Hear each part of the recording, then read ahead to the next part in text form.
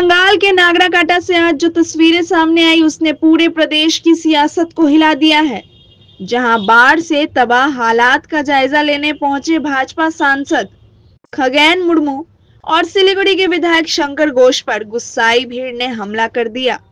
जूते, चप्पल, लाठियां और पत्थर सब कुछ चला नेताओं पर। दरअसल पिछले कई दिनों से लगातार हो रही भारी बारिश और बाढ़ ने उत्तर बंगाल के कई इलाकों को तबाह कर दिया है। रेलवे ट्रैक बह गए, सड़कें टूटी और अब तक 20 से ज्यादा लोगों की जान जा चुकी है। लोगों का आरोप है कि मुश्किल वक्त में कोई नेता या अधिकारी नहीं पहुंचा और जब पहुंचे तो सिर्फ कैमरों के साथ। इसी नाराजगी ने भीड़ को उग्र कर दिया और देखते ही देखते जनता का गुस्सा नेताओं पर टूट पड़ा। हमले में सांसद खगेन मुर्मू गंभीर रूप से घायल हुए हैं और उन्हें अस्पताल में भर्ती कराया गया।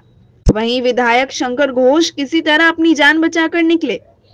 भाजपा ने आरोप लगाया कि यह हमला टीएमसी समर्थित गुंडों ने करवाया, जबकि सत्ताधारी दल ने इसे जनता की स्वाभाविक नाराजगी बताया है। अब सवाल यही है कि क्या ये जनता का फूटा हुआ गुस्सा था या फिर बाढ़ के मलबे के नीचे दबा कोई राजनीतिक तूफान। বর্তমানে আমাদের গাড়ির অবস্থা দেখতে পাচ্ছেন, এই যে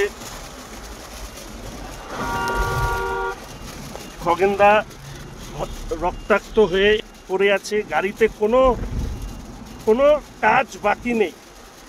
এই অবস্থায় আমরা দ্রুত বেরিয়ে যাচ্ছি।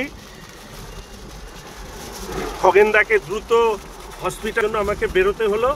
এই দেখুন গাড়ির সারা সব জায়গায় কাজ,